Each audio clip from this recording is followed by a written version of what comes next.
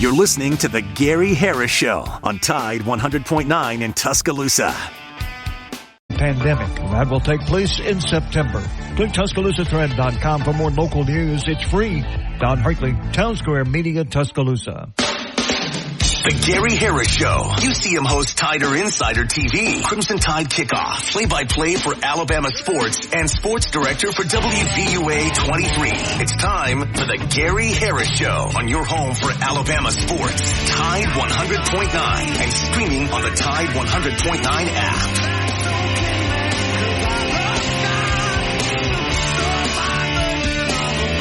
Good morning, everybody. Welcome into the Gary Harris Show for this Thursday, August 8, 2024. I'm your host, Gary Harris. Of course, Chase Brumfeld alongside manning the controls, taking your phone calls on the Pinnacle Park at North River Hotline, 205-342-9904, 205-342-9904. I slowed down a little bit because somebody texted me the other day and said, man, you're rattling through that phone number way too fast. I can't catch it. So 205-342-9904. I guess I've been doing it so long that I just throw it out there like everybody knows it, but some people don't know it, so I'm going to slow down. Hey, I was pleasantly surprised to turn on Wimp and Barry this morning to hear my good friend Steve Skipper on there with the coach and Barry, and of course Steve Skipper has been on my program before and did an advertising package with me, and just love what he does. And that portrait that he's working on to kind of chronicle Nick Saban's life is going to be something special. So that was a great interview this morning. We got some great interviews on tap as well for you today. Really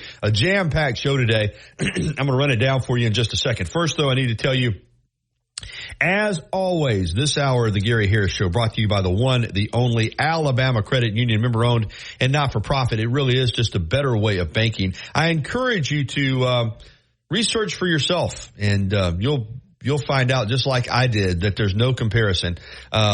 They've got great interest rates for you on home loans, car loans, and their interest rates as far as their CDs, their savings accounts, are outstanding in terms of the yields that they have for you. That's the advantage of being member-owned and not-for-profit. They're not trying to pay off any shareholders. They're trying to return their profits to you, the member.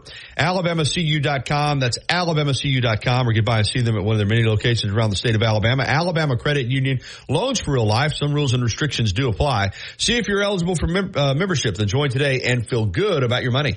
And put a little extra change in your pocket. Like I said, jam-packed show. The coach, Ellis Johnson, with us today at 9:30, but a little bit different today. We've had Ellis on already a couple times this year. Once we get into the season, we're going to be breaking down the previous games, looking ahead to the games coming up. It'd be, all that. But today, we're going to focus on the 4-2-5 defense that Kane Womack runs at the University of Alabama. His dad, Dave, former defensive coordinator at Southern Miss, Ole Miss. I know he worked at Arkansas for a while. Kind of is one of the guys that's known as one of the first people to run the 4-2-5. And Ellis ran it at South Carolina and at Auburn, had great success with it. Maybe a little bit different variation, but we're going to dive into the 4-2-5 defense, its origins, what exactly schematically is the advantage of having 5 defensive backs on the field all the time. Of course, when the 4-2-5 came out, or when people first started running it, it really was, kind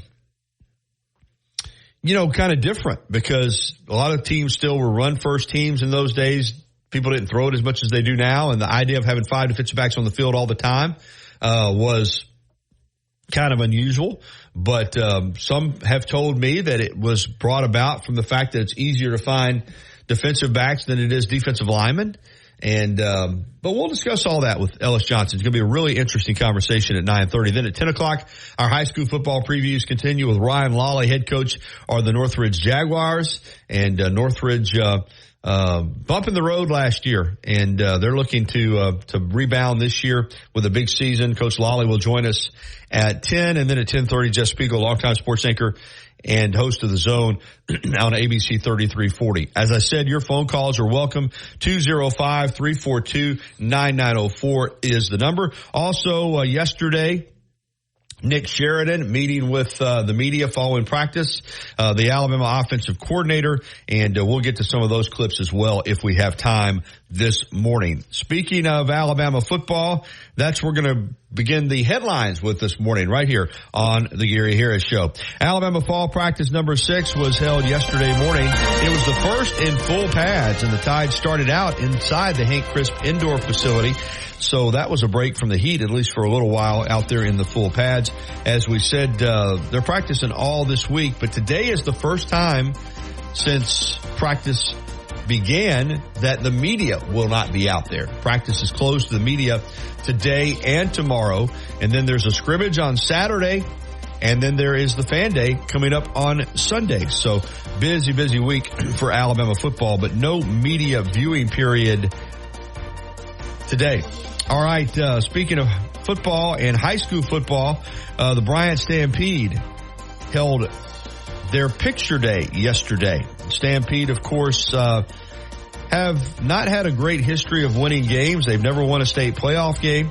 Their best and last playoff appearance was in 2019 when they went 7-4. Last season, the Stampede finished 3-7. But they've got a new head coach in Kristen Jones, former Alabama wide receiver, and he's taking over that Paul Bryant program. As I've said here on the radio, I think it's outstanding and fitting that a former Alabama football player is the head coach at Paul W. Bryant High School. That's a nice tie-in right there. So, going to be interesting following Bryant and all of the high schools this year in West Alabama. As we said, we'll have Ryan Lawley on at 10 o'clock. And Paul Bryant opens the season at home on August 23rd against Percy Julian Phoenix out of Montgomery. Speaking of high school football, former Albertville and Grissom head football coach Chip English has been named interim head coach at Hoover after Drew Gilmer was placed on administrative leave. English resigned from Albertville before the 2023 season after 2 years as head coach to take over the job as quarterbacks coach at Hoover. English was 2-18 during his 2 years at Albertville and posted a 16-25 record as head coach at Grissom from 2017 to 2020. Gilmer and defensive coordinator Adam Helms were placed on administrative leave. That was announced in a release by Hoover City School Superintendent Kevin Maddox on Tuesday. The announcement came following an incident during a practice this week, which was caught on video and released to some members of the media. And now it's all over social media. The incidents that are in question, you can find them if you just go out looking for them. Former Alabama sprinter Karate James became the first man to run 4 times in the finals of the Olympic 400-meter dash on Wednesday, but he failed to medal for a 4th time, finishing 5th in the 400-meter final. Alabama had 3 of its either current track stars or former track members running in the 400. Amazing. In addition to Karate James, Jareem Richards led most of the way in Wednesday's race. It looked like he not only might he, win a bronze, he was in line to run and win a gold. And unfortunately, he was overtaken and wound up finishing 4th, just outside the medal podium. All these guys ran incredible times in this 400 meters. It was one of the fastest 400 meters in history. So great performance by Richards, but he finished just outside the top 3. And 18-year-old Samuel Agazi of Nigeria gave the Crimson Tide track and field program 3 contenders for the 400-meter dash at the Paris Olympics. Agazi finished 7th. Braves last night lose again to the Brewers. They've now lost 4 in a row. Alabama soccer played an exhibition game in Tuscaloosa against LSU and got that win over LSU, 2-1 the final there. Of course, training camps are in full gear for NFL football teams, and the exhibition season is cranking up this week, so it's a busy time. That's a check of some headlines. Right now, let's jump out on the Pinnacle Park at North River Hotline, and Tom is going to lead us off this morning. Good morning, Tom. You're up at the bat and leading us off. Gary, good morning. It's good to talk to you, and thanks for letting me call in. Absolutely. Coach Johnson will be coming on. I've got a question that I want you to ask him, if you don't mind. Okay. Since today is going to be a lot of talk about the type of defense Alabama is going to run this year, I'm really curious. Now, this is going to be somewhat sacrilege to some people, but I'm going to stick with my guns here anyway. And I've always disagreed with Coach Saban's philosophy on how defensive backs should play their position. Coach Saban, to me, it appeared that he wanted the the defensive back in a bump and run type setting, and he wanted that defensive back to be able to turn and run with that receiver and force that quarterback to make a perfect throw. And if you did, Coach Saban would always say, "You made the perfect throw, you beat me. Okay, next play." And that's the way he approached defensive back play. However, in my opinion, back in the day, I thought Coach Oliver was the best defensive back coach I've ever seen, and he played with Tommy Wilcox and that group. They would kind of lay off of you and break on the ball. And I swear, I believe we had more interceptions playing that kind of defensive secondary play than we do with the others.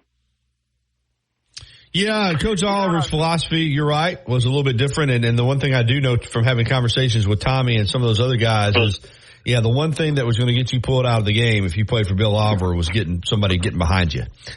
Right.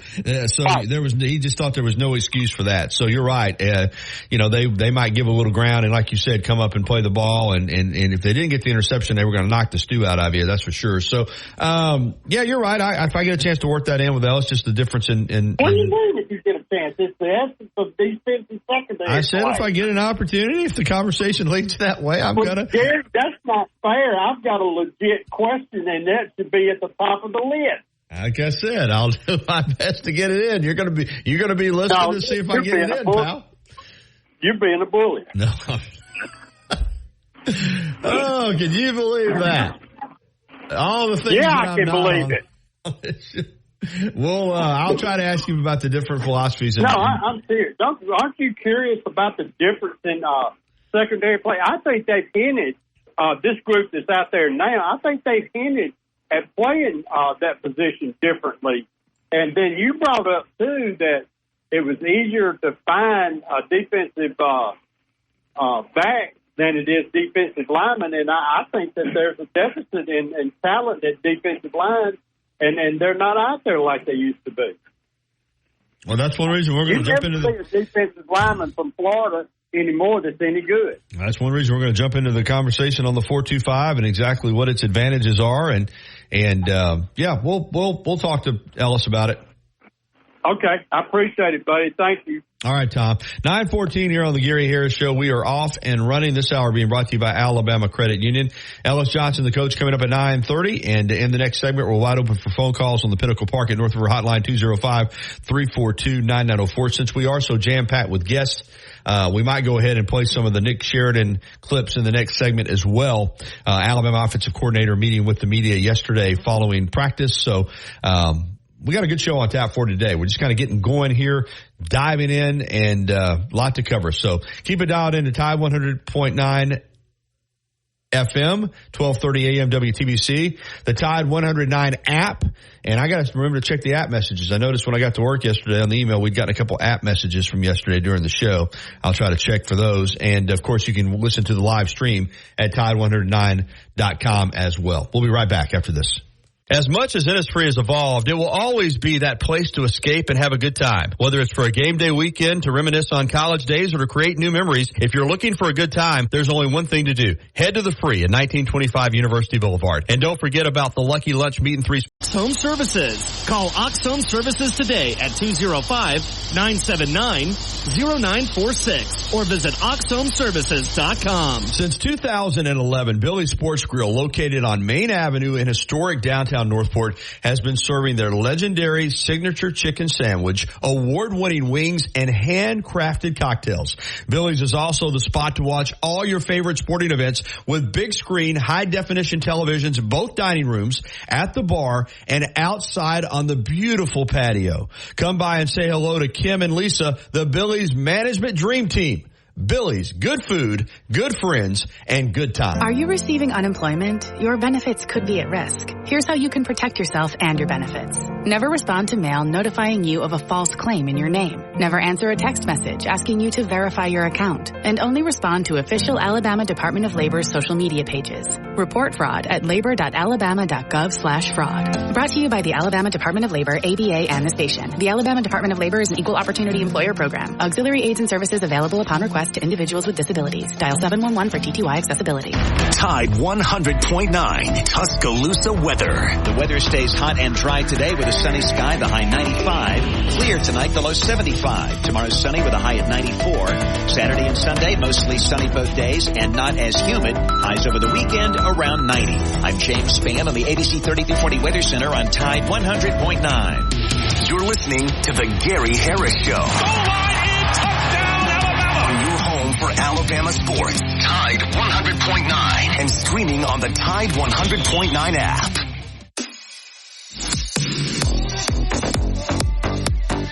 All right, 9:17. Welcome back into the Gary Harris Show here on Tide 100.9 FM, 1230 AM WTBC, the Tide 109 app, and Tide109.com. All right, Nick Sheridan, Alabama offensive coordinator, one of the coaches that met with the media yesterday. Robert Gillespie, the running backs coach, also met with the media. But Coach Sheridan talking about, good questions. So he was asking a lot of different questions. We've got some of these clips for you now. Alabama held its first full pads practice. They had been out in shells, and the only thing different is they added the football pants yesterday. But here's Coach Sheridan on full pads and practicing indoors, at least to start the practice. For us, once you get into, uppers and you got shoulder pads on, there's a lot of similarity. We had a couple live periods today. I thought the guys took care of the ball. I think that's the biggest thing when you get into live portions of practice, the ball carriers holding on to the football. And so I thought they acclimated and did a nice job that way. I'm sure there'll be things that we'll go back and watch the film and want to improve on. But, for a lot of the guys, whether you put 5 pads on for the O-lineman, that doesn't change their practice. You know what I mean?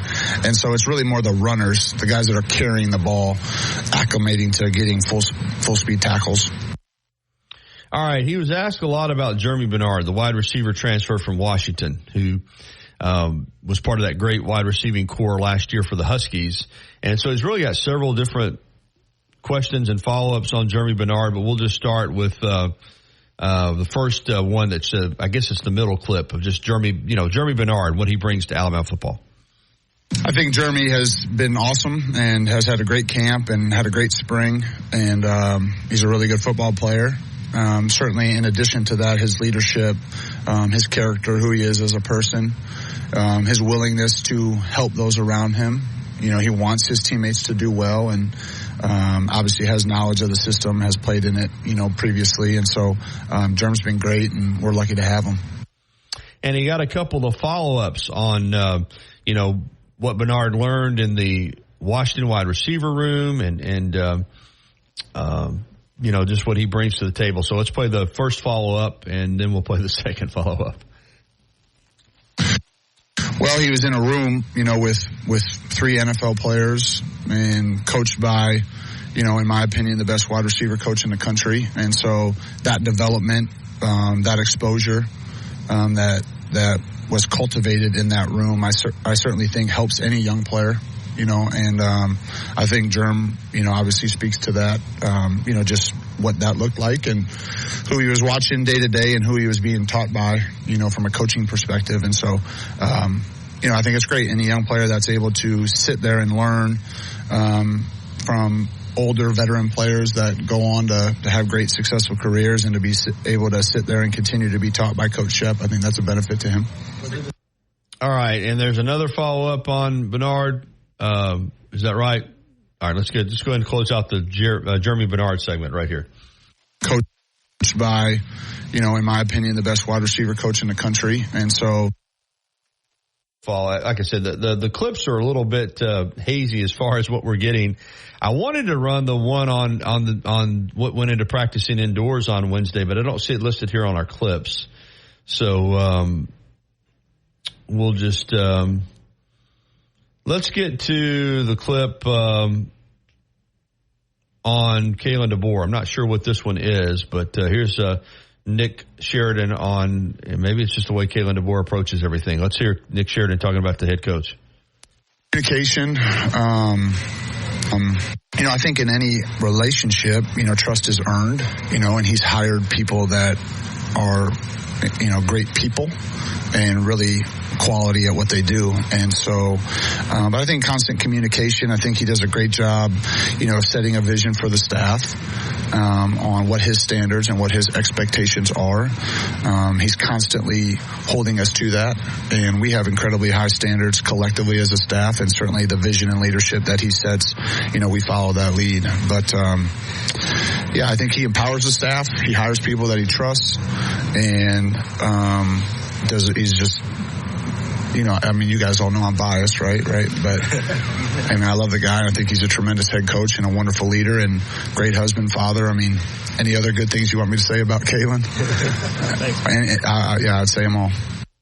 Yeah, that's a great clip right there. And you can tell that Nick Sheridan has a lot of confidence and trust in his head coach. And I think that Coach DeBoer shares that. He lets that staff, he lets them coach now, and he lets them do what they're hired to do. All right, let's I see a clip here that in regards to, and I listened to this press conference yesterday, but I'm having just trying to follow the clips here. And this, I guess the one about the install, getting, everything installed, and it says with a lot of former Washington coaches, I guess this is about getting install that's going on at Alabama. I certainly think it doesn't hurt, because they have an understanding, as you mentioned, of just some of the communication, some of the terms. It's not identical. There's some tweaks, adjustments. I think every staff does that. You try to evolve and get better. But there's certainly a lot of similarities on the roots and foundational things that we do on offense.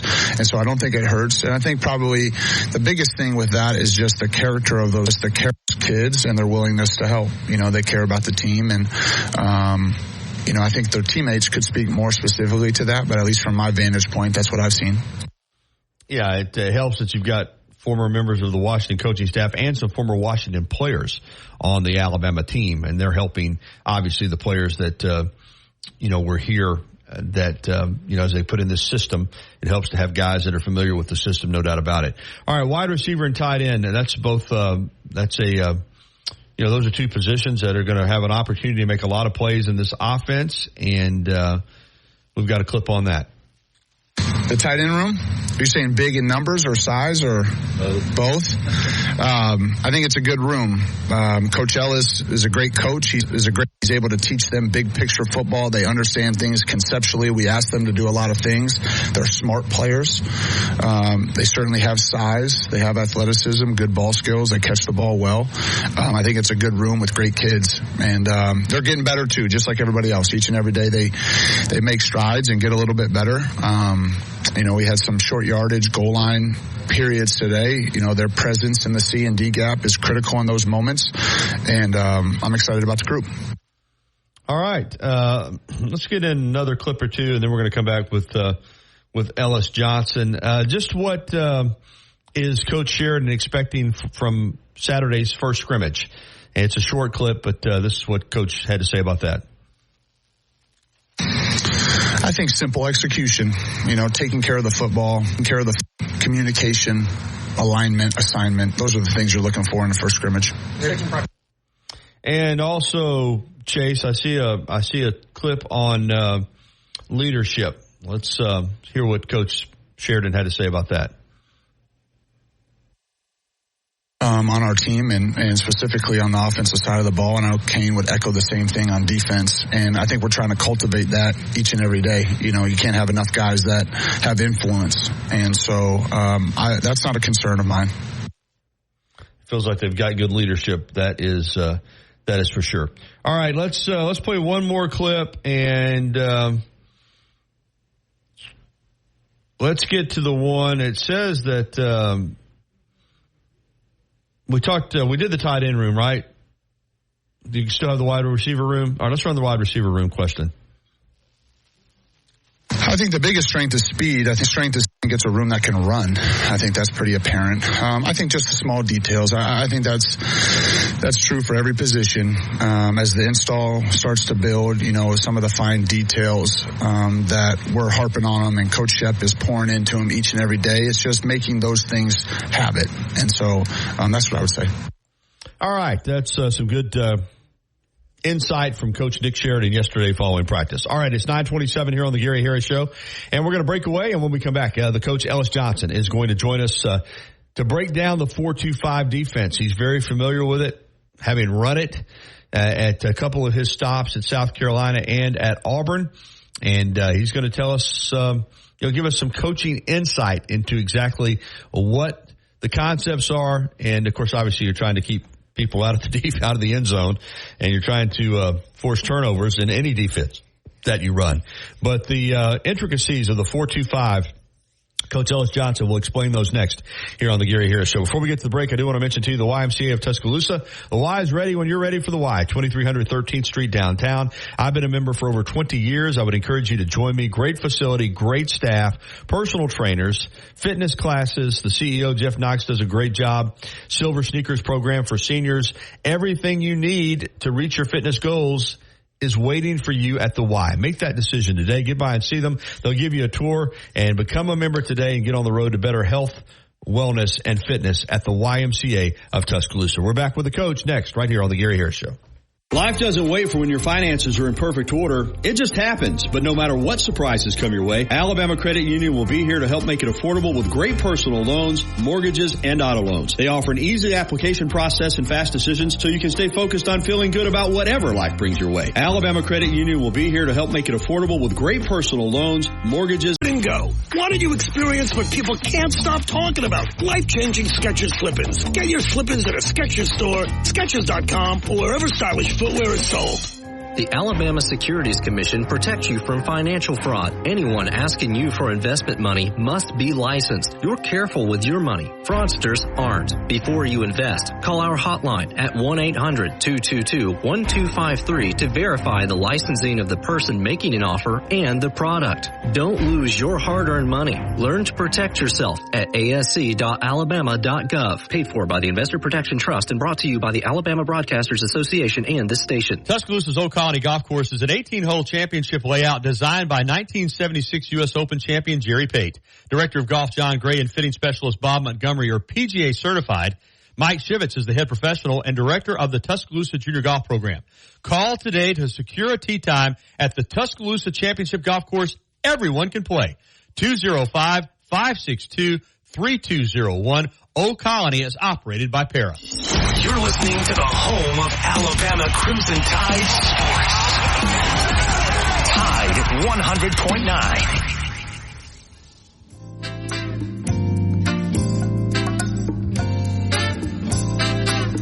9:30, welcome back into the Gary Harris Show, and it's time for the coach, Ellis Johnson, who joins us every week here during the football season. We're already head coach on a couple of times, and as we get into the season, obviously we'll be talking about the games and, recapping the games from that Saturday, previewing the games coming up. But until we get into the season, we've tried to kick around some different topics, and today it's going to be the 4-2-5 defense that Alabama's running under Kane Womack. Kane's dad, Dave, one of the fathers of the 4-2-5, so to speak, certainly known for it at, his different stops, Georgia Tech, Ole Miss, specifically. And, Coach Ellis Johnson ran that defense at South Carolina and at Auburn. So, Coach, good morning. How are you?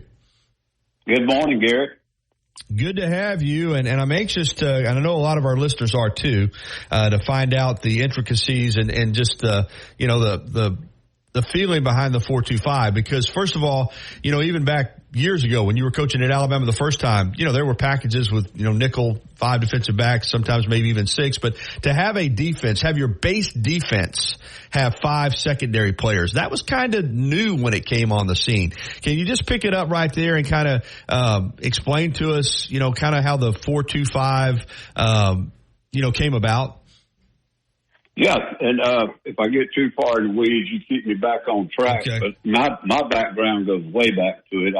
In college, I played for Bobby Ross at the Citadel. Right. He had come from Maryland and brought the wide tackle 6, which was an 8-man front, kind of a different scheme back then. It was sort of invented to stop the split back veer. Well, anyhow, that's what I learned in college, and I got in high school and coached it too.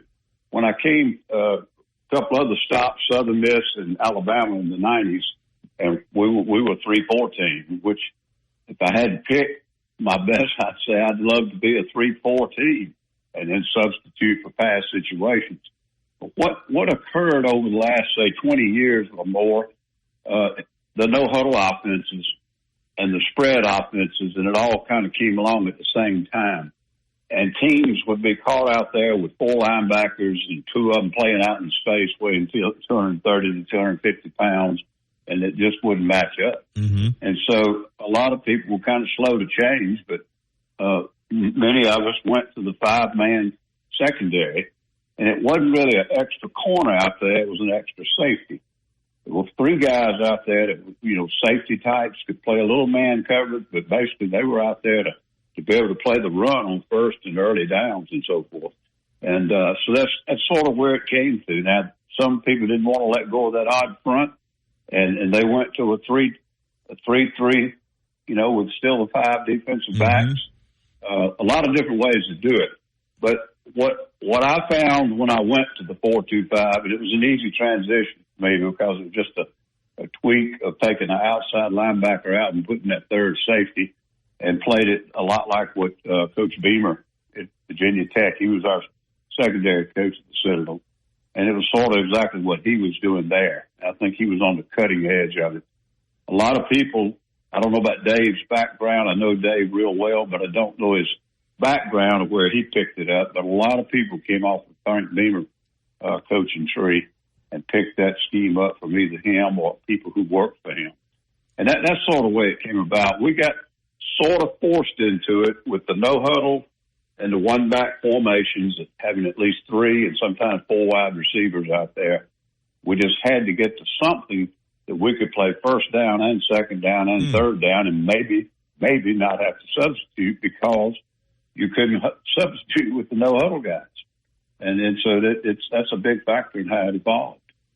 Wow. Great explanation right off the top. Someone, and I might have mentioned this to you a couple of weeks ago, but trying to do a little research on it myself, I had a coach tell me another advantage of it is just it's easier to find secondary type players than it is big, dominant defensive line folks. And that, to have 5 DBs out there all the time, kind of takes the pressure off having to be dominant up front. I mean, just your response to that, because I don't know if that's accurate or not, but that's what I've been told. I think it's a huge factor. In particular at South Carolina, we felt like we could recruit some great players there, but we didn't feel like we could recruit at South Carolina the same way you recruit at Georgia, Florida, Alabama, and some of these teams. I think a lot of guys have come in there to coach and tried to recruit the same way, and they end up in the last week of the recruiting session dropping about 15 great players that they can't get. What we did is we tried to find us 8 NFL dominant players each recruiting class, and the rest of the guys, had to be overachievers, development players, etc. And we focused on edge rushers and big, physical, long safeties that could play in perimeter and tackle in the open field. Occasionally, we'd get banged around in the box a little bit by a big, strong, physical offensive front like an Alabama or even Georgia. And the way we tried to overcome it is we ran a lot of fire zones, which were invented back in the NFL 25, 30 years ago for pass defenses, a way of creating a blitz field for the pass protection, but you actually played coverage with everybody but 5 guys. So the fire zone, we kind of adapted it to attack the run and the play action pass. We didn't use it on third downs. And then the other thing is we just overload the box. And our defensive front people were not built for playing, against big, strong, physical teams with fullbacks or with 2 tight ends and offensive linemen that weighed over 300 pounds in every position. So there's strengths and weaknesses to every scheme and every system. There is no right system. There is no best system. Everybody's going to talk positive about their system because you got to sell it to your players and you got to sell it to your fans. So There's nothing magical about it, but to me, it is 5 defensive backs on the field almost became a necessity, even on first down. Wow. So far, so good. Follow up on that, though, because I heard Coach Womack say the other day, very similar to what you said. He was asked about scheme, and he talked about, all teams are multiple, and, trying to get 3. They've got 3 really good linebackers in Deontay Lawson, Jihad Campbell, and Justin Jefferson. He was asked about getting all 3 of those guys on the field. And he said, we're going to look to do that. But he said, we're always going to have 5 DBs on the field. That's who we are. So we have to work around that. And then I thought, well, kind of to what you said, well, what if you, and I know you don't run into them that often anymore, but what if you run into one of these teams that's going to run the ball, pound the ball 45 times a game and going to run 2 tight ends? At some point, wouldn't you want to bring an extra defensive lineman in and pull a defensive back off the field? I mean, some of it still is dictated by who you play, right? I mean, there would be times that if somebody's just pounding it down your throat that you might pull one of those guys off the field, or would you continue to play 5? Because as you said, one of those guys is that safety is kind of a hybrid anyway. Well, it just depends on your personnel, too. If you have that extra guy, there's certainly nothing wrong with putting him back on the field. And you can marry a 5 defensive perimeter to a lot of different ways of playing up front. We talk about numbers. You got 4-2-5. That's 4 linemen. That's 2 linebackers, and that's 5 DBs. Well, let's go 3-3-5. That's 3 linemen, 3 linebackers, and 5 DBs. Mm-hmm. So you're creating different fronts, but you're also creating different personnel groups. His 3 linebackers, I'm not as familiar with their personnel now as I was probably maybe 4 or 5 years ago. But if he's got 3 big, dominant, 230 to 250-pound linebackers, and they're 3 of his best players, Kane will find a way to get them on the field. But one of them may be an edge guy. Mm-hmm. He may be a guy that creates that 4th man on the front. Or he may play the 3-3. And those 3 linebackers have a lot of versatility to move one up on the outside or, that type of thing. The one thing about playing with 3 down and not having guys on the line of scrimmage, a good physical team can get movement on those down guys and get up on the second level and get into linebackers with that method. And that's the biggest thing I found, trying to play the odd front or the 3-man front with 5 DBs. Somewhere up front, you're sort of missing a body. And it just, common sense, if you're a 3-4 or a 4-3, you got 7 big bodies up there. And if you go to the 5 DBs, you don't. So you gain something, but you lose something. And it just, to me, the tempo of the game and the spread offenses and everything going more to a skill-type philosophy on offense, you have to match them up. And you give up a little physicality up front as far as size and physical strength. But, again, our method to stop the run against teams like that was to run fire zones and to overload the box with numbers. Coach Ellis Johnson with us breaking down the 4-2-5. As you told me in a text message, there's different ways to run similar defenses, and Kane Womack's 4-2-5 and Dave Womack's style might be a little bit different than yours, but I keep hearing the word pressure every time 4-2-5, about creating pressure and making big plays and takeaways. Can you speak to that aspect of the 4-2-5, just trying to create pressure on the quarterback and generate mistakes by the offense?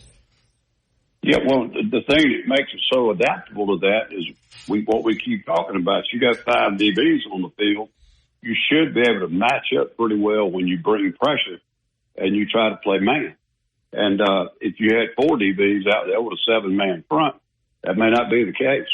And, of course, if somebody's got a tight end and or a back who is a big physical person in the backfield but is also a pretty good receiver when you split him out, the first guy comes to my mind is what Lane used to do with the big fullback he had the one year he was there. You'd look up in some of the formations, they'd have 21 personnel, 2 backs and a tight end. And you look up, they're in 4 wides. And one of them is a fullback, and he could catch. He was a very good receiver, the slot out there. But they create problems with personnel like that. So your 5 DBs give you the 5th guy the ability to match up and bring pressure from different places. And especially if you play it as a 3-3-5, the 3-3 teams are just full of pressure. Because, again, as I said, if you only got 3 down linemen, you're going to get a lot of movement. If you play too much read defense, they're going to move those linemen, get them back in the linebackers' feet.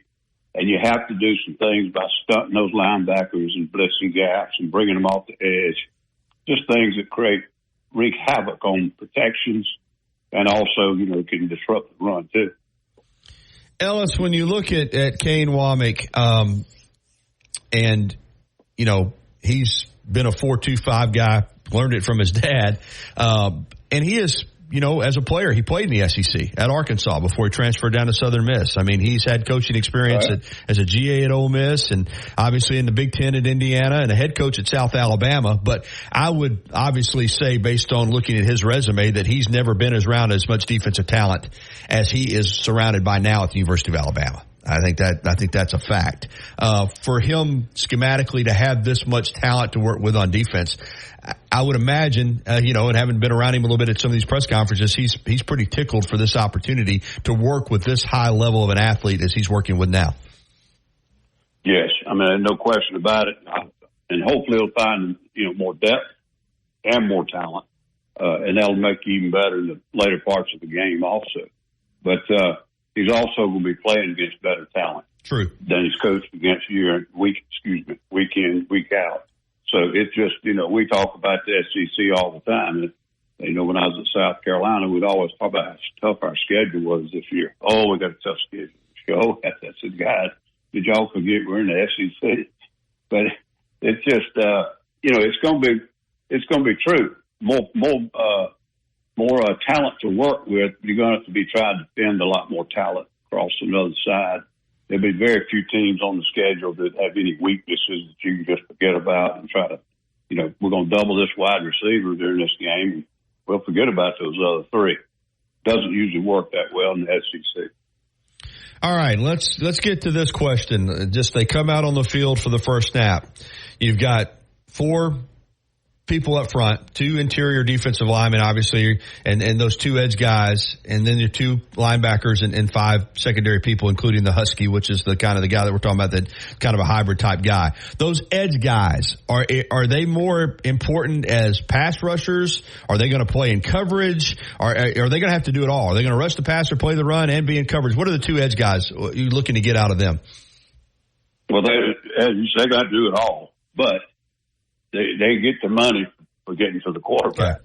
And that, again, is where we said, we don't think Carolina, just like you said earlier, there are more really good little guys out there than there are really, really good big guys. It's just common sense. And so what you can find is a 6'4", 6'5", 6'3", the edge guys that are tremendous athletes. You just got to go out there and compete for them, and you got to get them if you're going to be a good 4-2 team.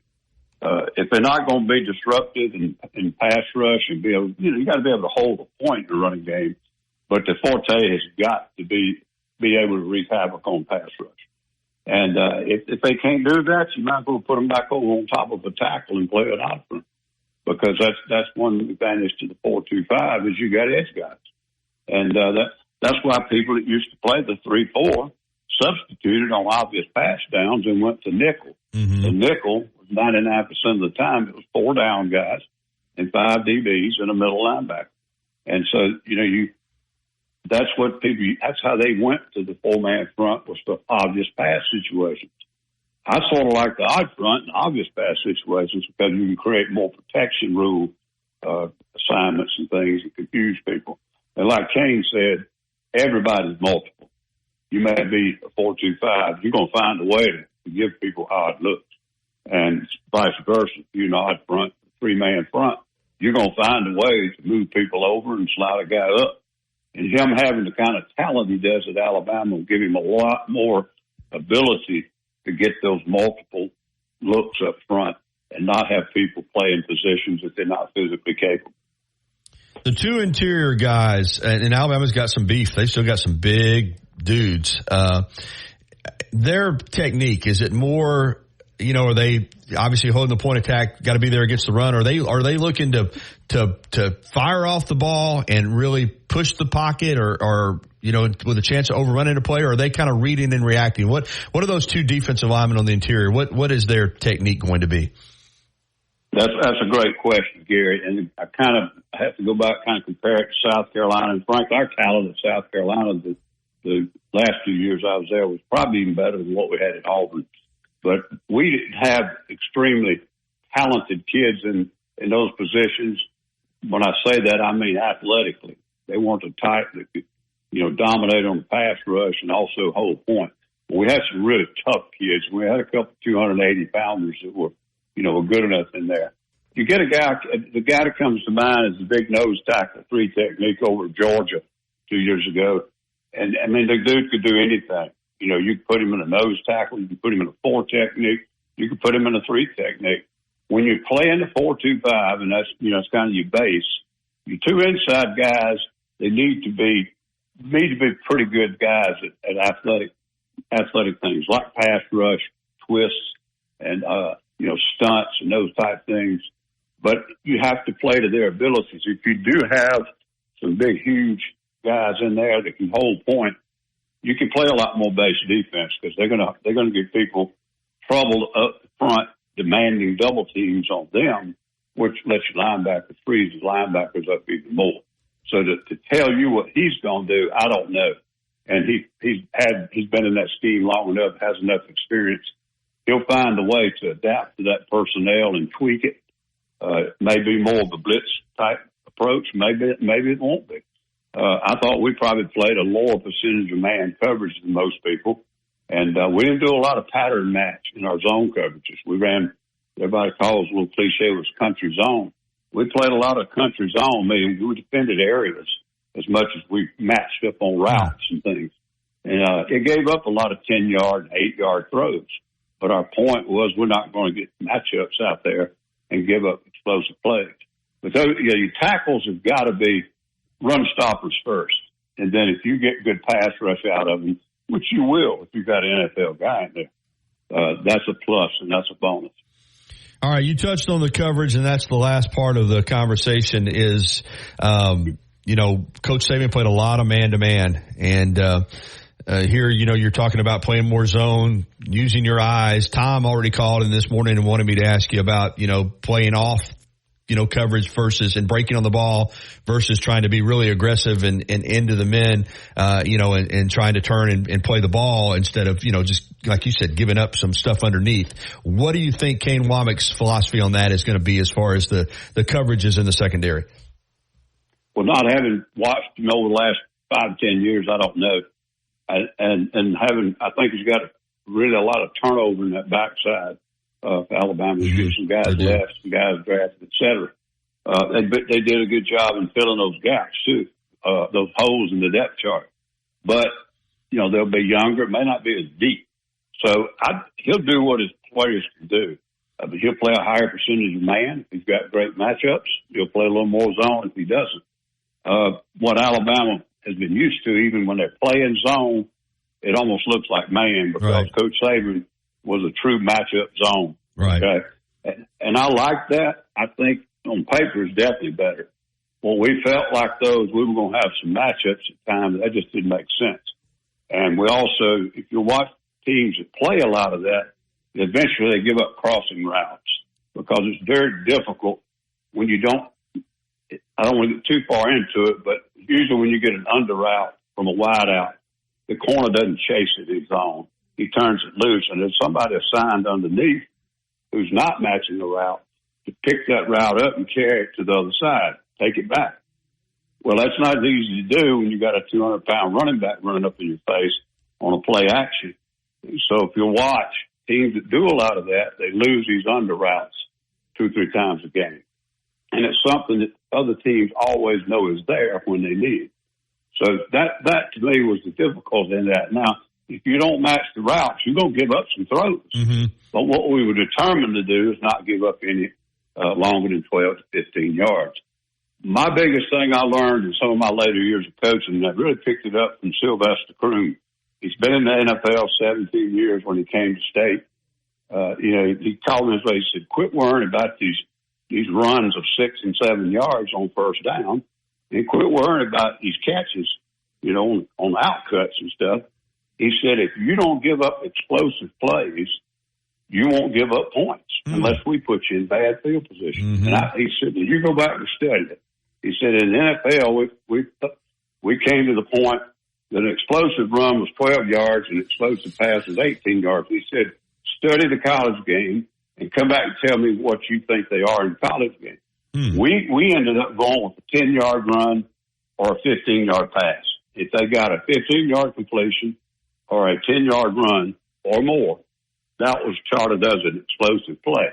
And then you got to coach your players to understand that too, because they'll get frustrated, they'll panic. So we didn't give up a lot of explosive plays, Gary. We give up maybe 3 to 4 a game, and eventually then you can use your athleticism to come after the other team, get them behind schedule.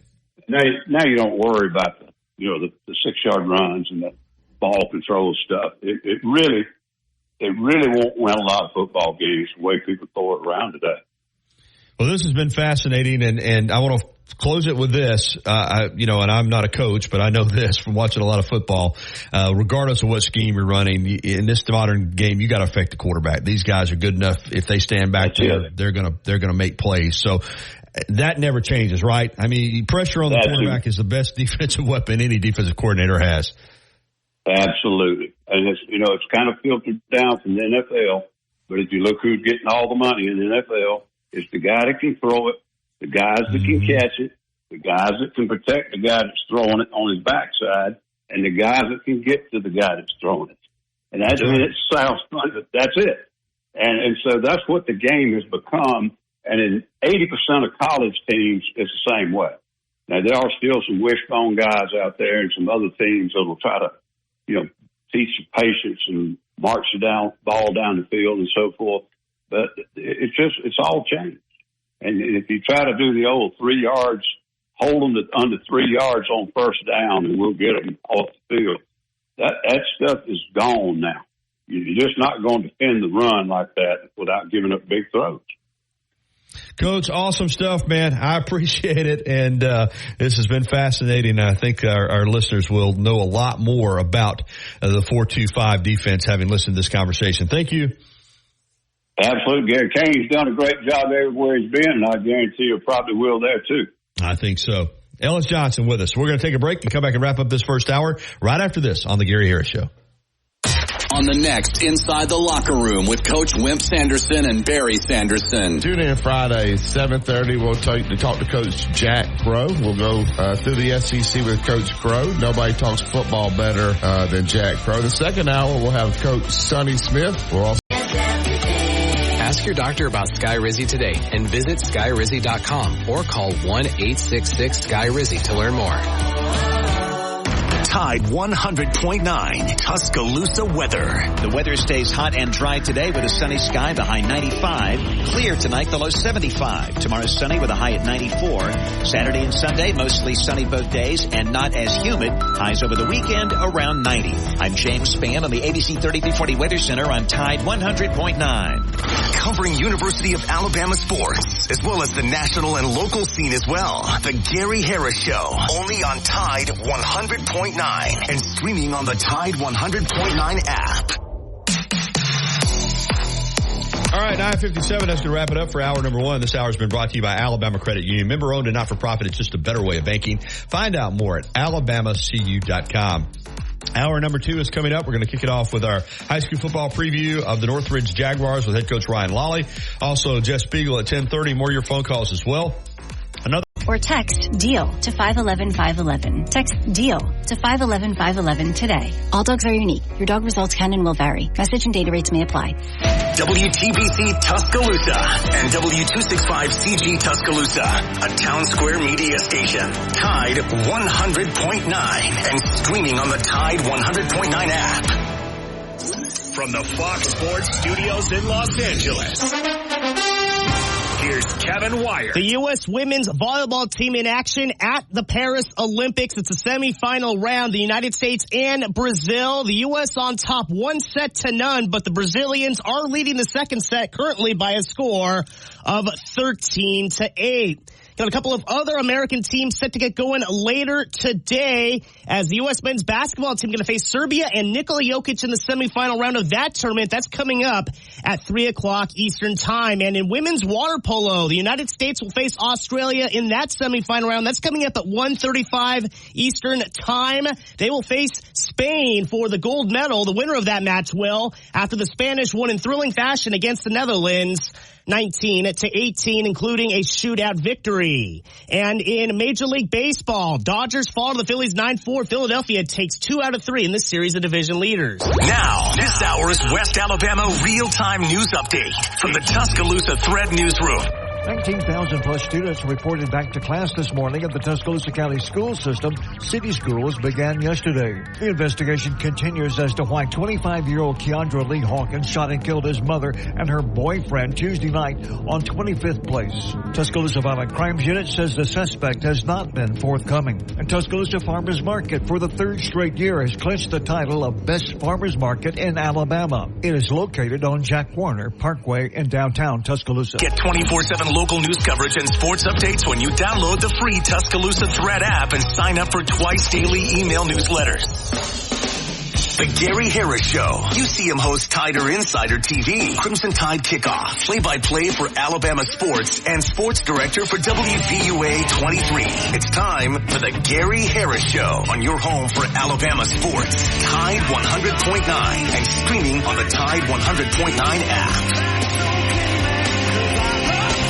Here we go. Hour number 2 of the Gary Harris Show right here on Tide 100.9 FM, 1230 AM WTBC. I'm Gary Harris. Of course, Chase Brumfeld alongside doing all the heavy lifting this morning. We'll get to some more phone calls a little bit later on Pinnacle Park at North River Hotline 205-342-9904. But we're going to kick off the second hour with our high school football preview. This morning, we're going to visit with Ryan Lawley, head football coach at Northridge High School, the Jaguars in Class 6A Region 4.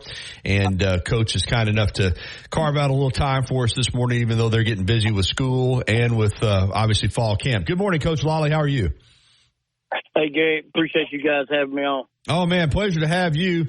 Your history at Gordo, we know it was win, win, win, win, win. That's all you did. And you came over to Northridge in 2022 and you won.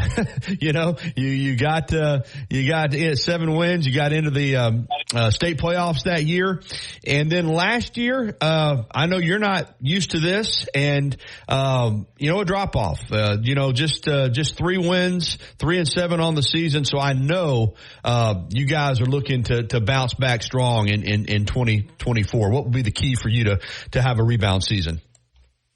Well, first of all, that 3-7, it's tough. I was proud of those kids and those seniors that were finishing last year that, it got to be some tough times there and they never quit and we ended up winning our last 2. Sure did. I was proud of them for that. But there's no doubt in my mind every single morning, 3-7 crosses my mind. And if I ever need motivated or tired or anything like that, I can promise you it's in my mind, it's in our players' mind, and, different things motivate us all, but something like that definitely is something that it gets me going, and it gets our players going. And I think it was good for us. And, some of the things, couldn't be helped. At the end of the day, it is what it is. We were 3-7, and that's not what we want to be, or I don't think anybody does. And we're set out to get that right and to fix it.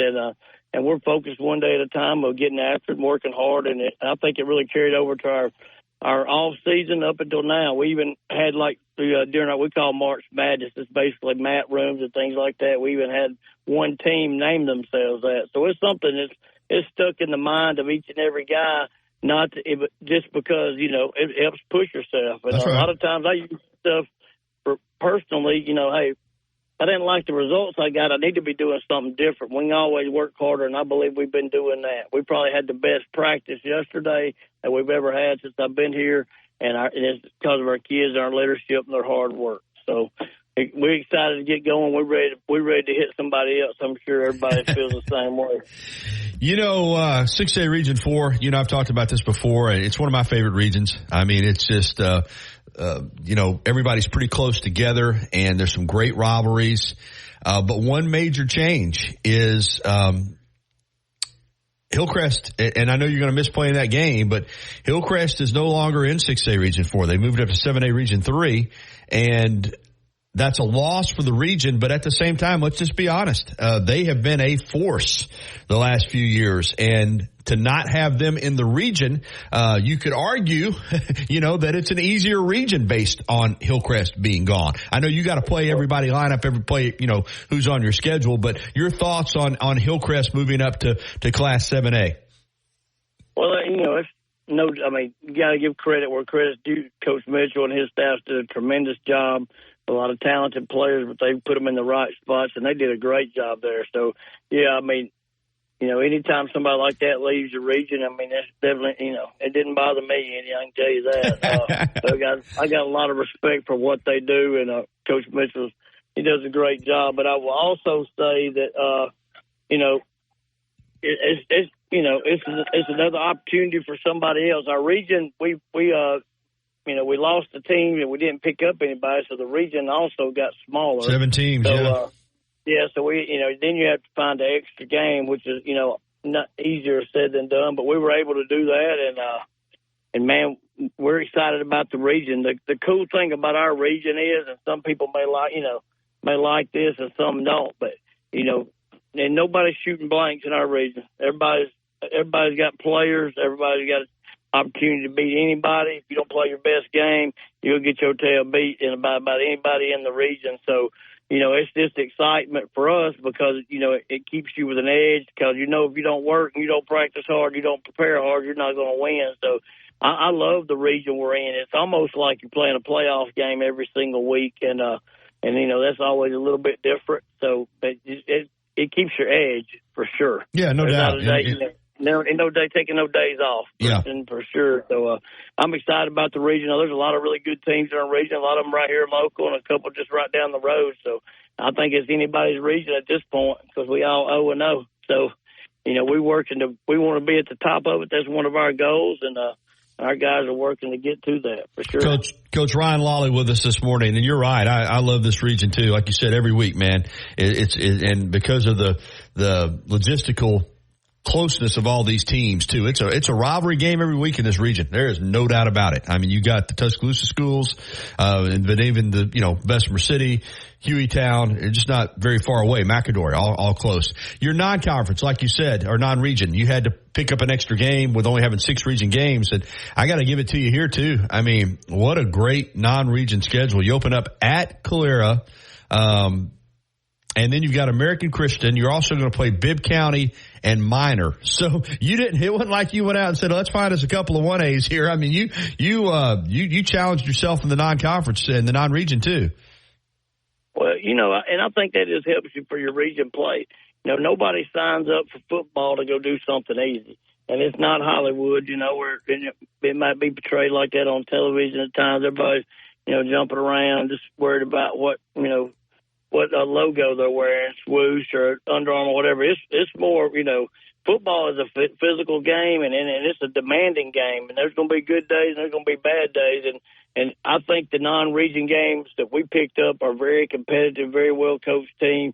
Scott Riles taking over Calera. I know they've had a really good summer. I know he's got a quarterback I heard was compared to Dante Culpepper, which is always fun to hear about. But and then American Christian, man, they do a great job. They're always well coached, and Coach Martin does a great job with those guys. So there's on the front end there, and then Coach Gohagen at Bibb speaks for itself what he's done, and he's one of the most respected coaches in all the high school football in the state of Alabama.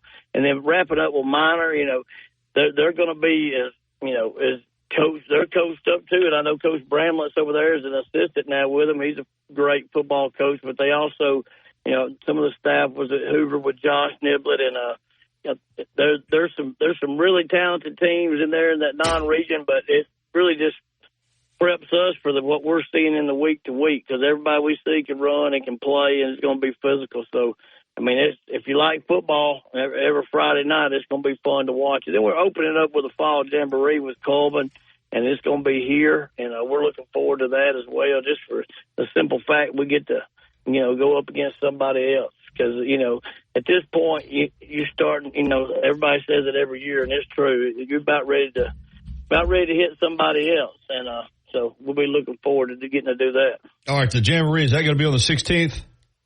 It's actually going to be on the 15th. We're going to play it on at Thursday. We're going to play it at 6 o'clock, and we'll play 2 quarters with what you would see in a varsity game, and then we'll play probably open up the second half with a series apiece, and then we'll play JV guys and all that. But it's going to be some, we're going to try to keep it as game-like because kind of what it's for, prepping you for playing a game. So we know we may be a little dead in some of the kicking game just to prevent people running 100 miles an hour at each other. But other than that, everything's going to be live and just trying to get some good work, trying to get better.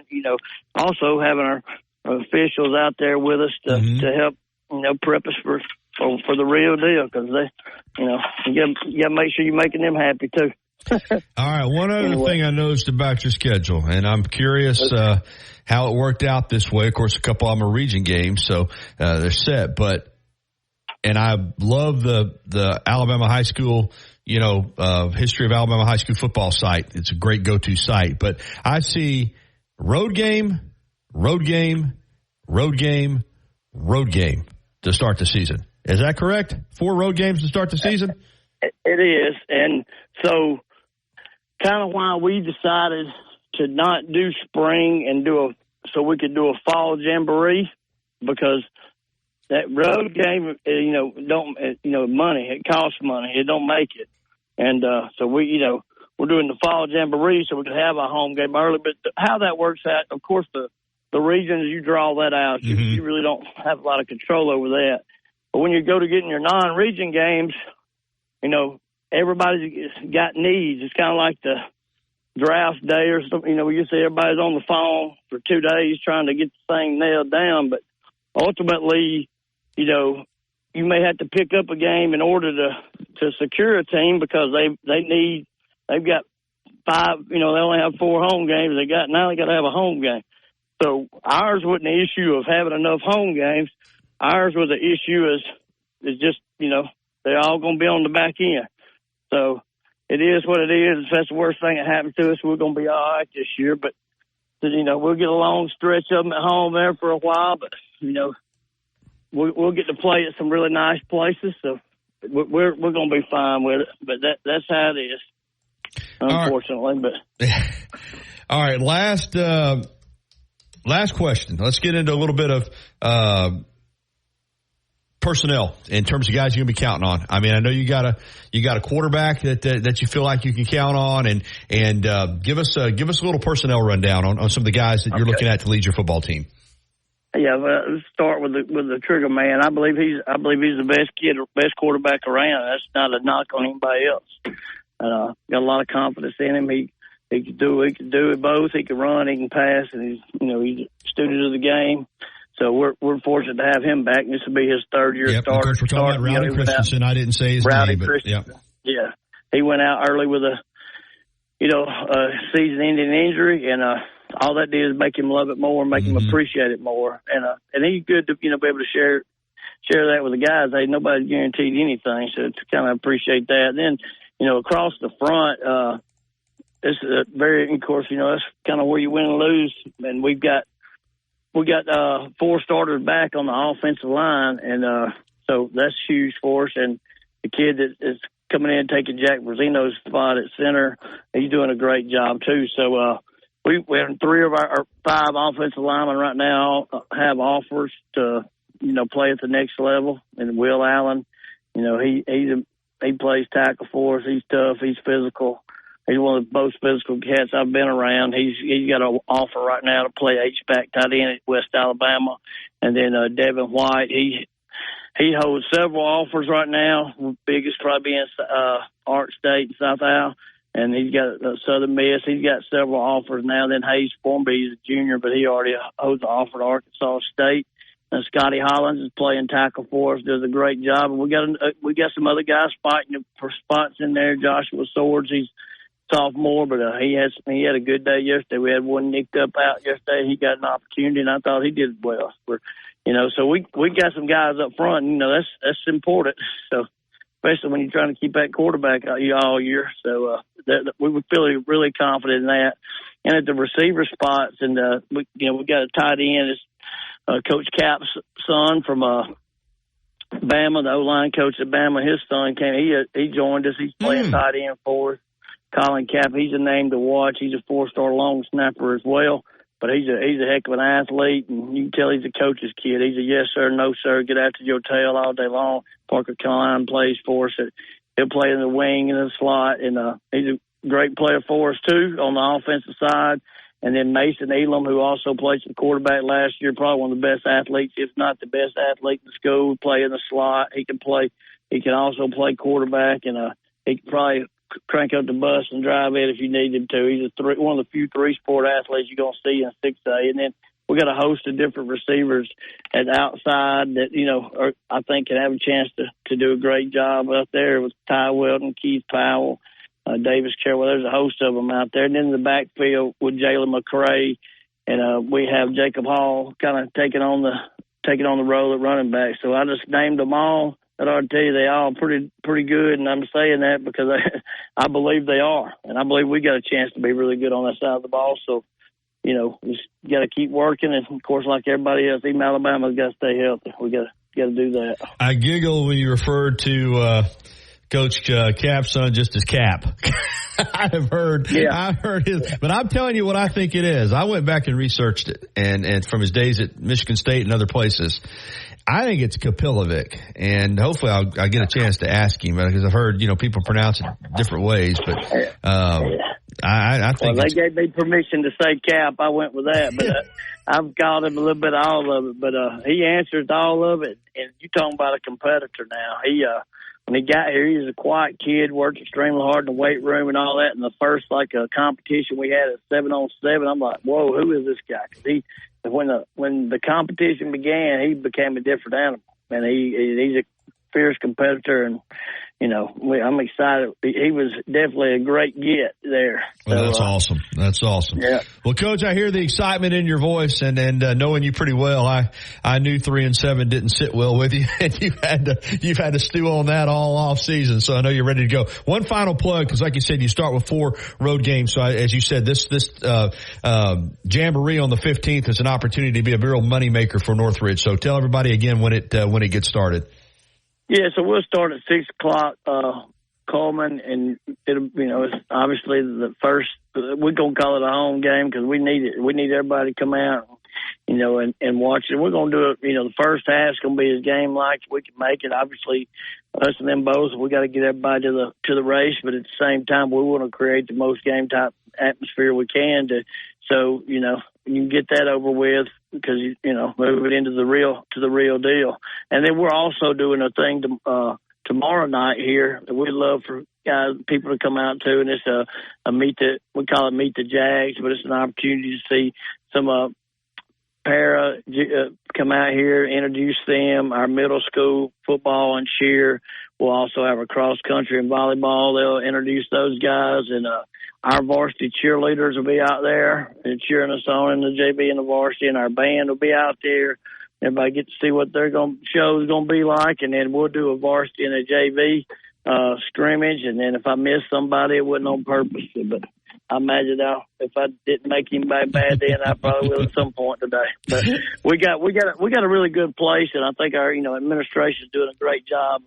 It's academics, but also about extras, and Dr. Williams does a great job of making everything important because it takes a lot of different things to make a school work and to make it the best learning environment for our kids. And she puts a big emphasis on extras because we know when we got extras, people do better at school. So, if we make sure they get it done in the classroom, we're going to make sure we get it done on the field and make sure one day everybody can get it done in the community and be a better person for it. So, appreciate you having me on, though, and appreciate what y'all do for high school sports. Thank you, Coach. Talk to you soon. Yes, sir. Have a great day. All right, Coach Ryan Lawley, Northridge High School. All right, starting today, delivery is available throughout Tuscaloosa and Northport at Who's Q Barbecue. Who's Q and Brew is doing delivery. There is a $7.49 fee, and you can place your orders at who'sbbq.com. That's Who's, Hoos, BBQ.com. And they deliver from 11 a.m. to 9 p.m. through DoorDash.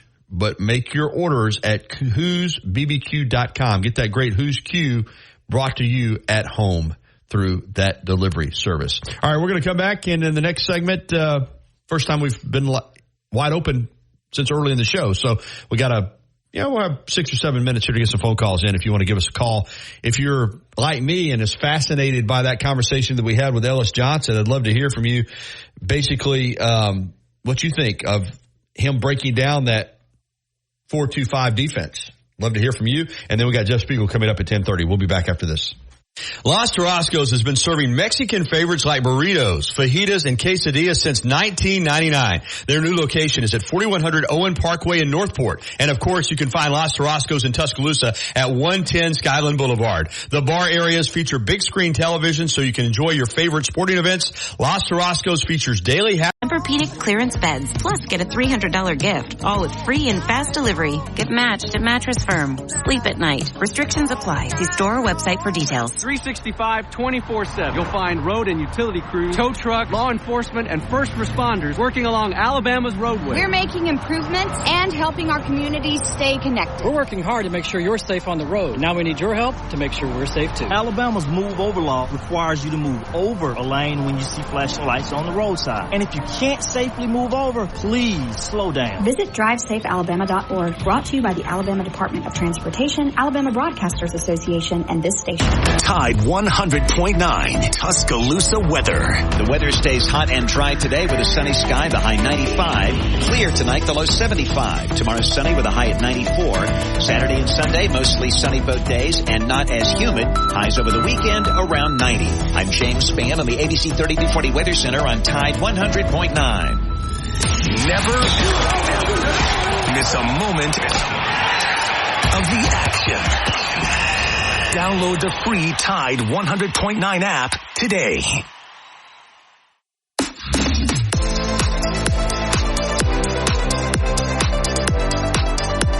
All right, 10:23. Welcome back into the Gary Harris Show. And our app provides you with the opportunity to send us messages, and I need to start doing a better job of checking those. I missed a couple yesterday. We missed 3 yesterday, so I want to go back and give people credit for sending in messages on our show and other shows as well. But when we were talking about having a NASCAR race in Australia, Tom had messaged in that Mad Max won the NASCAR race in Australia. All right. And then Jimmy from Columbus, Georgia messaged Brett Brewer. Was on to talk about Ole Miss, and he said, dang, Ole Miss might be good, but geez, go ahead and crown them national champions after listening to this homer. Well, he was coming from the Ole Miss perspective. So, and then Jimmy also messaged in and congratulated us on our ratings, which we appreciate that. And we did really well there. So also I see a message here for Wyatt and Chase's show, T-Town Sports Daily, and one that came in the afternoon for Ryan Fowler as well. So that's a great way to get messages through, and I need to make sure that I stay on top of that so we can acknowledge the people that message us, because I know if you message in on the app and you don't get it read, that's frustrating. So we'll try to do a better job of that. I don't see any for today though. So, but we did catch up on those messages from yesterday again, and download the app. It's an awesome way to get us. And all our interviews, we make them available through SoundCloud, and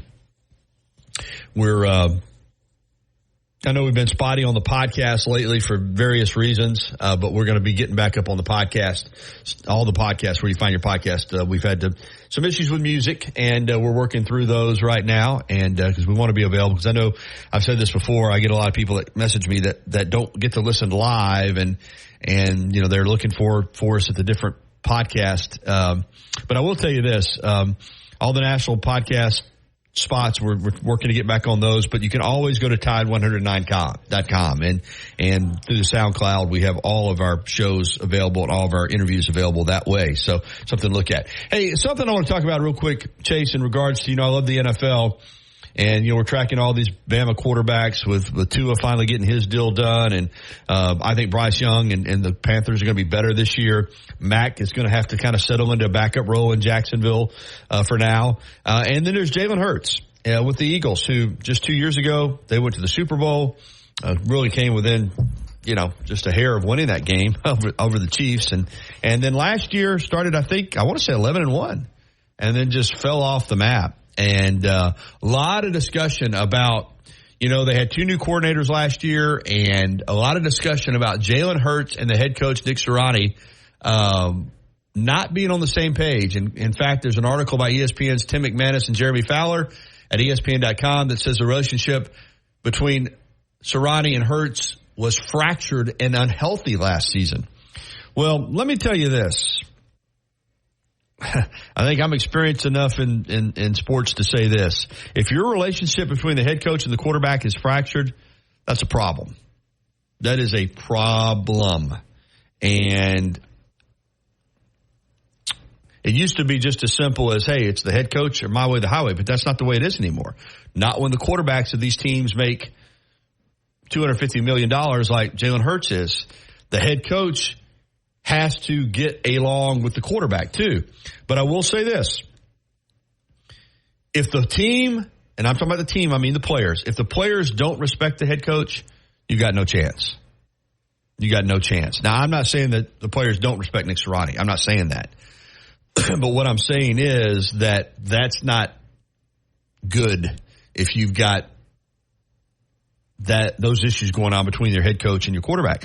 And they're going to have to get that fixed because the Eagles roster is one of the top, there's no doubt, it's one of the top 5 rosters in the National Football League.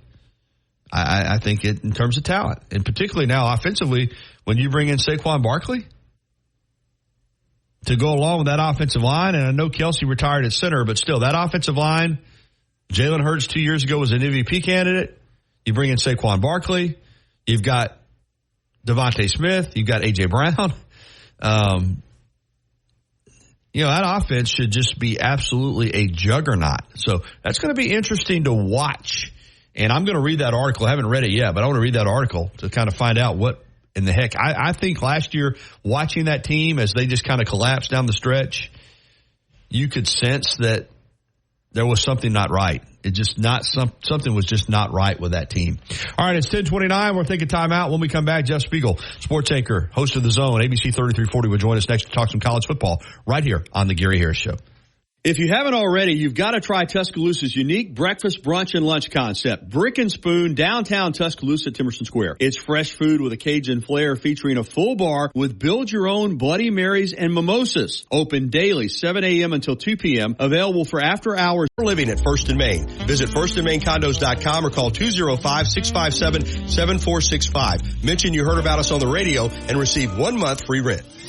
You see him on WVUA 23 covering sports and on Tider Insider TV on Tuesday nights. Don't miss a minute of the Gary Harris Show. Weekdays from 9 to 11 on Tide 100.9. All right, 10:31. We're back here on the Gary Harris Show, and it's time to visit with my pal, Jeff Spiegel. Speaks from ABC 3340 is with us. And I know, Jeff, you didn't get the intro music you're accustomed to, but we're dealing with some copyright stuff, not on the radio show, but on the podcast with music. So right now, it is what it is. Having to run the generic rejoin music, and I hate it. Maybe we'll get that fixed soon. But you're with us. That's all that matters. And the Eagles are with us in spirit, right? Oh, absolutely. It sounded like you were giving me some Frank Sinatra or something like that. I'm not really sure what was happening. I'm not sure either. Chase is in charge of that.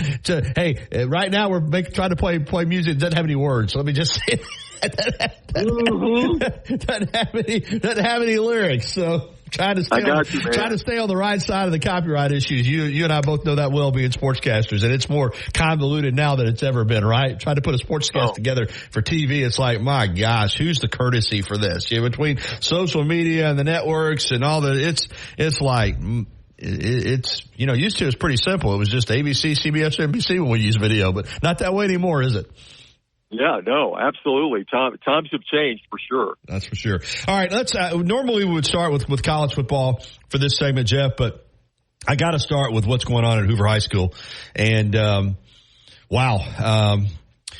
I got some video sent to me earlier this week. I'm sure you probably did too. I know a lot of people put it out. I didn't run it. I just ran some file video, but the situation with Drew Gilmer and the defensive coordinator at Hoover High School, being put on administrative leave, Chip English, the quarterback's coach who has head coaching experience at Albertville and at Grissom High School, having to take over. But it's pretty much a mess right now, Jeff. What can you tell us? What's the latest? Well, we're hearing rumblings that there may be a news conference today. Okay. So I can only assume that's to update the investigation or whatever. And look, I don't know how long it would take to do an investigation into this. I mean, you look at the video. I mean, how much more information do you need? It's pretty damning. There's no doubt. The video is very telling. Yeah. And you see a coach, not just grabbing a young man's face mask, but ripping it off his head. There are a couple of separate, different videos that show that. And then, where you're thrusting your lower body, into someone's face. And there's been now the player who has been offended, has lawyered up. Right. Yeah. So, and it's on ESPN. But when it goes national like that, I don't see any other recourse that Hoover has than to cut ties with Coach Gilmer and Coach Helms. I just don't see any other option at this point. Now, there's going to be some players that are really unhappy about that, because they like those two guys. There are going to be some players who say, You can't coach like that. I don't mind being coached hard, but I don't want my face mask, my helmet being ripped off my head. I don't want that. I don't deserve that. I don't deserve to be treated like that. And that's not the way you ought to coach.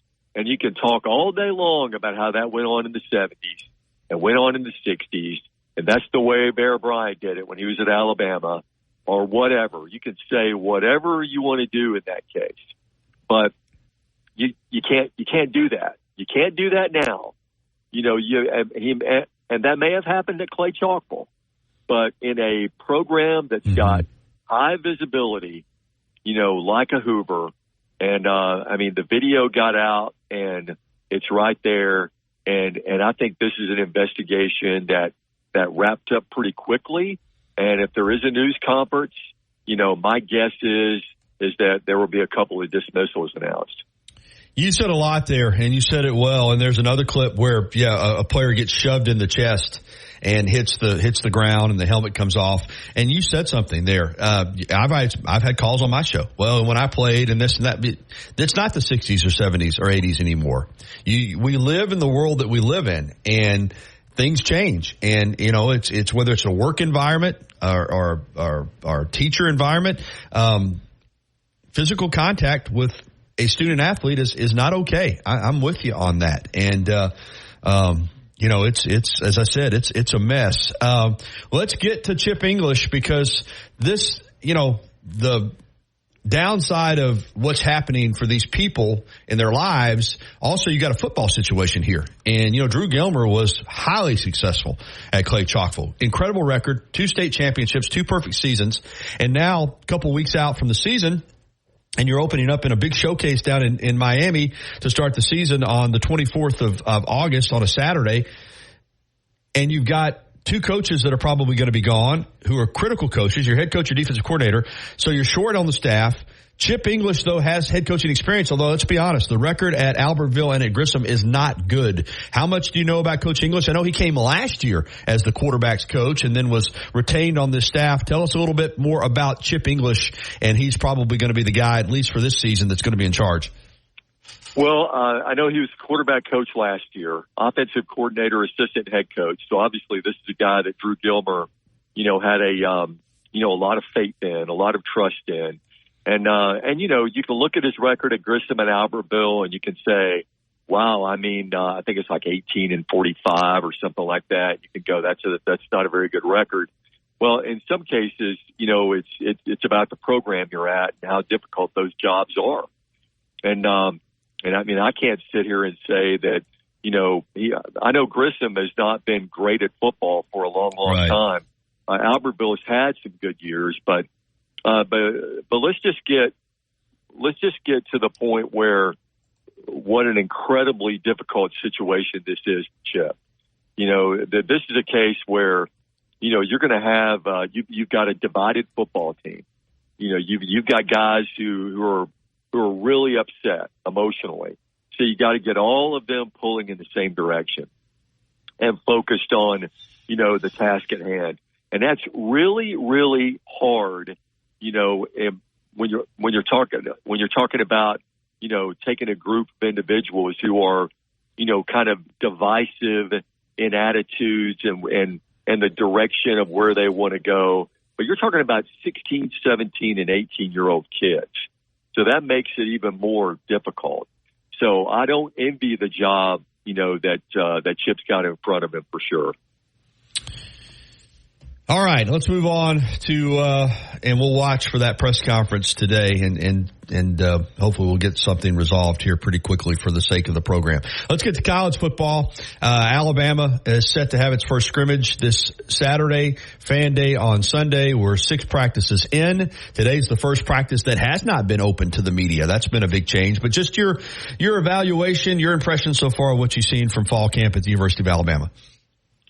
Yeah, well, I mean, it's been it's kind of just what I expected. I mean, it's kind of what we saw in the spring. We've got a lot of incredible athletes out there, and I'm really excited about what this team can do, especially from an offensive standpoint. There's so many weapons out there on the field. The offensive line, I mean, looks like it could win the Joe Moore Award. And I know we got a little Duke last year, with by a lot of talk before the season happened, how good this offensive line would be. But I think this offensive line's got the chance to be a really special group. A lot of good running backs. You've got wide receivers who are going to be able to make plays. You got a quarterback who I think is going to just go to the next level, this year, because he's got an offensive-minded coach who is a quarterback guru. Mm-hmm. And so I think there's a lot of great things that can happen on offense. But as we've discussed before, on the defensive side of the ball, that's where we're going to have some issues. There are some guys who are good, who come in with good resumes, but, they haven't really proven it, day in and day out on an SEC level. So, they may turn out to be just fantastic in this league, but there may be some growing pains. Luckily, you've got, a couple of games before you get to the big one, the first big test out Wisconsin.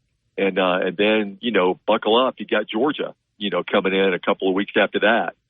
So, I think there are just really nothing but positive things, to say so far. But certainly there's a lot to be determined about this team. Jeff, yeah, there's a lot to be determined. Nick Saban was all about the process, and it was effective. But at the end of the day, he got the results, because a process without results is gonna end poorly, and we know that. And it'll be the same for this coaching staff. The level, the bar is set very, very high. Jeff, anything short, because I don't know if Alabama's going to, we'll have to see how it plays out. But I do think this talent level is still a playoff caliber team when you consider there are going to be 12 teams in the playoff. Is it playoff or bust in this first season? If let's say we look up in December and Alabama isn't in that 12-team playoff, is that going to be considered a disaster? Well, it will be by a big chunk of the fan base. I mean, I know that much. I mean, you've been around the fan base long enough to know that. But I think anytime you have a transition period and, you have a coach who's coming in and he's taking over a program, usually in most cases, the coach gets a free pass. Not in this case, because you're talking about a legendary coach who went out as an SEC champion. Let's not lose sight of that. They lost in the playoff, but they're the defending Southeastern Conference champions. And it's not like Nick Saban let the cupboard bare, right? So there's high expectations, on this coach, in his first year of leading this team. And not only that, but he came in with great credentials. He brought his previous team, to a national championship game. So the expectations are high, but Gary, they should be. Yeah, they should be. You're doggone right. This football team is still very talented, Jeff. There's no way around that. And I do think they're going to compete and have a chance to get to Atlanta this year. Let's get to Auburn. You've been on that beat pretty hard and a lot of optimism right now, a lot of excitement, but let's be honest. A lot of the excitement that Auburn fans are feeling right now has to do with in-state recruiting and the bump they've had there getting some in-state guys. Still, you got to go out and play games this fall, and none of those commits are going to be on the field. So let's get back to this football team. 5 games at home to start the season, which, again, I think this is twice in 4 years this has happened to Auburn. I've never seen it happen anywhere else. I don't care what Hugh Freeze says. That's an advantage in my book. You don't play a road game until October, you got a chance to come out of the gate red hot, Jeff, with that schedule. You do. Your first 5 games are at home. And, that's capped by the Oklahoma game on September 28th. And, there's every opportunity here, for this team to get their legs under them before the schedule, starts really toughening up. And then, we'll see what kind of football team we have. I think there's no question about it that this team is going to should be able, to throw the football better than they did last year. Last year they were dead last, in passing. In the SEC, 162 yards a game. And so Peyton Thorne looks the part. He looks more the part than he did a year ago. Hugh Freeze has put, some incredible weapons around him. I mean, this freshman class of wide receivers, with Cam Coleman and Perry Thompson and Malcolm Simmons. You got Kane in there. You got Robert Lewis, the transfer from Georgia State. You've got Keandre Lambert-Smith, the transfer from Penn State. So if an offensive lineman was talking about this a couple of days ago when Johnny was there, he said, look, if we could just protect him for 3 seconds, Peyton's going to be able to find a guy. And I know last year Peyton overthrew a bunch of guys, but he's not throwing to a bunch of like 5'7" and 5'9" guys. These are like 6'1" guys who have a catch radius that goes on for miles. And so, this is a special group of wide receivers, and don't overlook the running backs with Jarquez Hunter and Damari Alston and Jeremiah Cobb. That's a good running back room. People talk about Alabama's running back room. I mean, you can put Auburn's running back room right up there with the best of them. So there's no reason to think that this team is not going to be much better offensively. And we'll just see how well they are at stopping people and getting that offense the football. UAB into the American Athletic Conference. Trent Dilfer, I've listened to some of his comments this, all season, and I get the feeling that he learned a lot. He played at NFL, won a Super Bowl, great high school coach, but first year as a coach in college, you get the impression that he learned a lot at UAB last year and expects this team to be a lot better. New conference, Jeff, do you think UAB is going to be improved? I think they will be improved. I mean, you look at their roster, and we talked about this last week about how Trent was dropping Nick Saban's name when it came to, talking about length and all that stuff. He's got 11 SEC transfers on the football team this year. And, Trent was telling Chris McCulley the other day that I love these SEC guys because, they know what it's like to be pushed. Mm-hmm. They know what it's like to, get through the hard part of these summer practices and they paid the price, at these programs, and they're trying to find a place, where they can, contribute. And you got Witherspoon, the running back from Mississippi State. You've got, you got a couple LSU guys. You've got, some Ole Miss guys there. So, he got some help in the portal, from Southeastern Conference bounce back guys, as you would, refer to them. And then you got a quarterback who was just deadly accurate, last year who can really throw the football. And so there's every reason to believe that they're going to be much improved too. How much that translates into, a total number of wins and losses, remains to be seen. But second year of the program, you would expect them to be improved as well. And I want to check in on the Gamecocks. Boy, last year they had a really good football team, Jacksonville State, and Rich Rodriguez. You've got a big name coach who is still there. There was some speculation that somebody might try to hire him in the off season, but he's got a great support system there. There's a commitment from the university. They've poured a lot into football, and Jacksonville State is a team that's kind of where they're located there in Northeast Alabama. They've got their own fan base. I mean, this is a pretty good situation to coach football in. And will they have a good football team again this year, Jeff?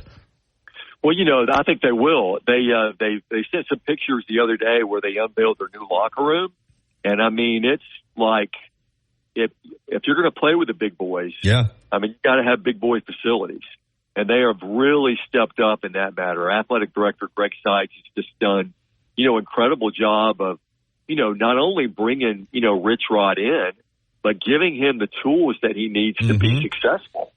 And Rich Rod is another guy who, who's not afraid to, get in the portal and get guys. But there's a winning culture there now, based on, and this is like, I compare Rich Rod's offense to Nate Oates' offense, at Alabama basketball. This is a fun offense to play in. They run a lot of plays. They go fast, and they ran like 99 plays, I think, in the bowl game, in the New Orleans Bowl victory last year over Louisiana. And it was just mind-boggling how fast of a pace that was. It was one of the most incredible, bowl games that I've ever been to. And so, yeah, there's so much optimism there as well that, once Rich Rod convinced everyone that, hey, this is not just a stopping off point for me and a launching pad for me to get back into, Power 4 football. This is where I want to stay. Then I think that certainly, made a difference in the guys that he's able to get and the support that he's been able to get there at Jack State. Well, we're getting closer to kickoff, and the countdown is on, and it's really revving up. And then this morning, Jeff, I stepped outside, and we had a cloud cover, and I swear I felt a little football in the air, a little breeze. You get fired up at what, it wasn't 100 degrees and humid. So I was like, yeah, football's back. Hey, listen, I know you're going to be having a lot to discuss this Sunday night on The Zone. Sure. My goodness. Yeah, 10:30 on ABC 3340. Gary, really appreciate your time, and hope you have a great day, man. Thank you, Jeff. All right, 10:51 here on the Gary Harris Show, and we are winding it down. Houston Hydro-Steam carpet cleaning is where you need to turn if you need to get your house ready for fall, ready for football season. You're going to be hosting football parties. You're going to have people over. Holidays will be here before you know it. And really, they will be. And quality work you can stand on. Houston Hydro-Steam Carpet and Upholstery Cleaning. Make sure your carpet is clean enough that your grandchild or your child or you can just lay on your carpet and take a nap. He will make sure, Jackie Houston and his staff will make sure that's the case. And they can handle all types of interior cleaning, also do tile and grout cleaning, fabric protection, deodorizing, take care of water damage. They can do commercial or residential. Call to get a free estimate, 205-553-9460. That's 205-553-9460. Or find out more at HoustonHydroSteam.com. I'm going to get him into my place here soon too to do my floors and get them all spiffed up and ready for football. And you should too. Been in business nearly 4. Ask your doctor about Skyrizi today and visit Skyrizi.com or call 1-866-SKY-RIZZI to learn more. Are you receiving unemployment? Your benefits could be at risk. Here's how you can protect yourself and your benefits. Never respond to mail notifying you of a false claim in your name. Never answer a text message asking you to verify your account. And only respond to official Alabama Department of Labor's social media pages. Report fraud at labor.alabama.gov/fraud. Brought to you by the Alabama Department of Labor, ABA, and the station. The Alabama Department of Labor is an equal opportunity employer program. Auxiliary aids and services available upon request to individuals with disabilities. Dial 711 for TTY accessibility. Tide 100.9 Tuscaloosa weather. The weather stays hot and dry today with a sunny sky, the high 95. Clear tonight, the low 70. 75. Tomorrow sunny with a high at 94. Saturday and Sunday, mostly sunny both days and not as humid. Highs over the weekend around 90. I'm James Spann on the ABC 3340 Weather Center on Tide 100.9. Want to know what's going on with the Crimson Tide? Download the Tide 100.9 app today.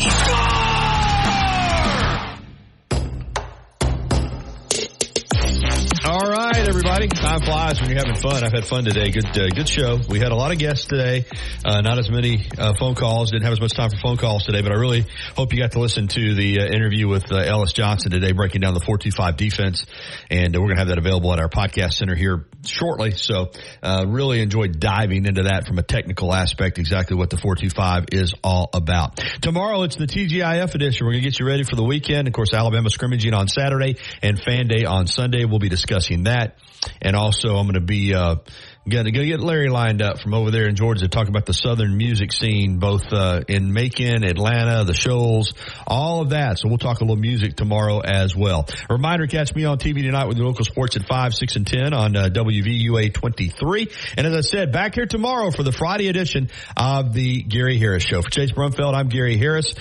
Saying good afternoon. Well, good morning, but have a great afternoon. T-Town Sports Daily is coming up next. That'll be followed by the Miller's Edge from noon until 2, and then Fowler will take you home this afternoon with a game from 2 until 6. Have a great day, everybody.